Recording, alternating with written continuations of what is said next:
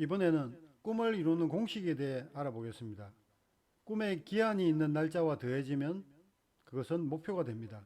즉, 어느 특정 날짜까지 무엇을 하겠다고 생각하면 그것이 바로 목표라는 것입니다. 목표를 기간으로 나누면 계획이 됩니다. 이것의 의미는 목표를 이루기 위해 시간을 투입하려고 하면 계획이 세워진다는 것입니다. 그리고 계획을 실행하면 꿈이 현실로 이루어진다는 것입니다. 다시 한번 정리하면 이렇습니다.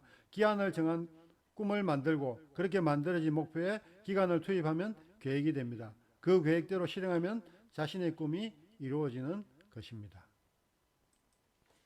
그렇다면 과연 품질 격리 시스템은 무엇일까요? 단순히 조직의 업무를 수행하기 위한 기본이나 기준으로만 생각하지 마시고 조금 더 확대하면 좋겠다는 것이 저희 생각입니다. 첫 번째는 품질 격리 시스템을 자신의 인생이라고 생각하는 것입니다. 이것의 의미는 품질 격리 시스템을 이해하면 자신의 인생에 도움이 될 수 있다는 것입니다.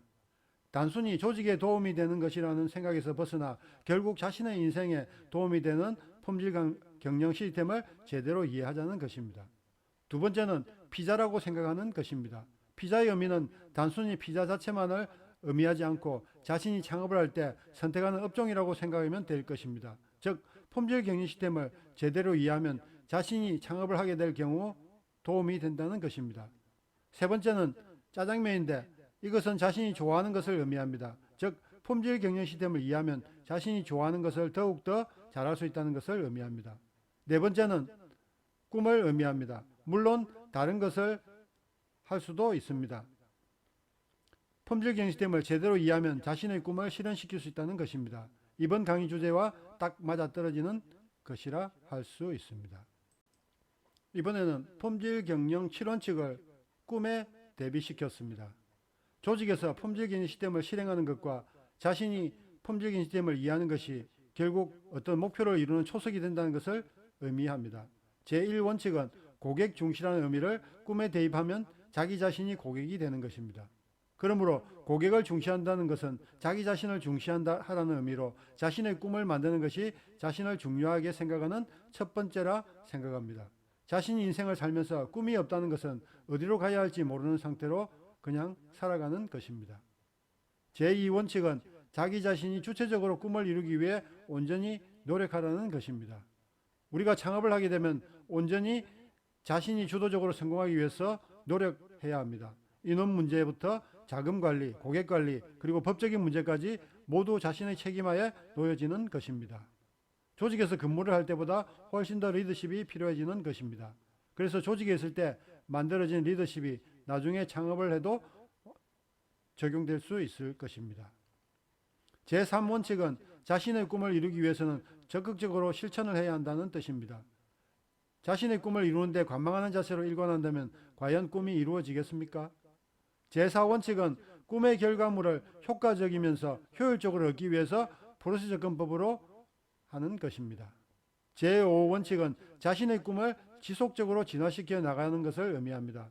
저희 경우도 7010-234가 진화되어 최종적으로 6070이 되었습니다. 이것이 또 어떻게 진화할지 아무도 모르는 것입니다. 제6원칙은 자신의 꿈을 이루려면 수치화하고 그것을 토대로 의사결정을 하라는 뜻입니다.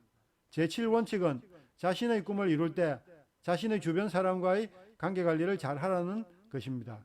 자신의 꿈이 이루어지는 과정에서 지인들과 관계가 멀어지고 틀어지면 그 꿈이 무슨 소용이 있겠습니까?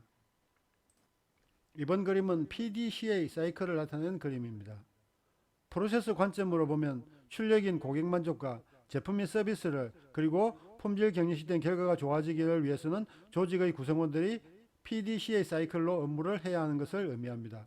이때 PDCA는 그 조직의 품질 격리 시스템 업무를 하면서 PDCA를 준수하라는 것입니다.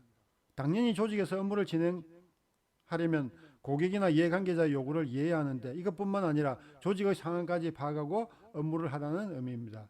이것을 꿈에 적용하면 플랜 단계에서는 꿈을 만들고 예를 들면 꿈의 숫자를 만들면 되는 것입니다.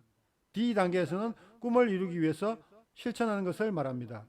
C 단계에서는 그러한 실천이 잘 되고 있는지 점검하는 것을 의미하고 A 단계에서는 만약 보완이 필요하면 개선하라는 것입니다. 이 그림을 꿈을 이루는 프로세스 관점으로 살펴보면 다음과 같이 될 것입니다. 먼저 출력으로 꿈의 고객인 자신이 만족하고 이왕이면 꿈의 질이 좋아져야 할 뿐만 아니라 꿈의 숫자 결과가 달성되도록 해야 합니다. 그렇게 하기 위해서는 먼저 자신이 그 꿈을 이루기 위해 PDCA 순으로 꿈을 이루기 위한 노력을 해야 하는 것입니다. 여기서 제일 먼저 이루어져야 하는 것이 꿈을 만들기 위해 필요한 것을 아는 것입니다. 그것은 바로 자신이 진정으로 요구하는 것과 자신과 이해관계가 있는 사람들이 기대한 것까지 제대로 알아야 하는 것입니다. 자신의 꿈이 자신과 전혀 관련이 없거나 흥미가 없는 것으로 만들면 실행에 문제가 생길 것은 당연합니다. 예를 들어 자신은 공부가 정말 소질이 없거나 항상 꼴찌에 가까운데 의대에 들어가 의사가 되는 것을 꿈꾼다면 어떻게 될까요? 보고 있다고 아는 것이 아니고 알고 있다고 이루어지는 것은 아닙니다. 많은 유튜버들이 항상 이런 말을 자주 합니다.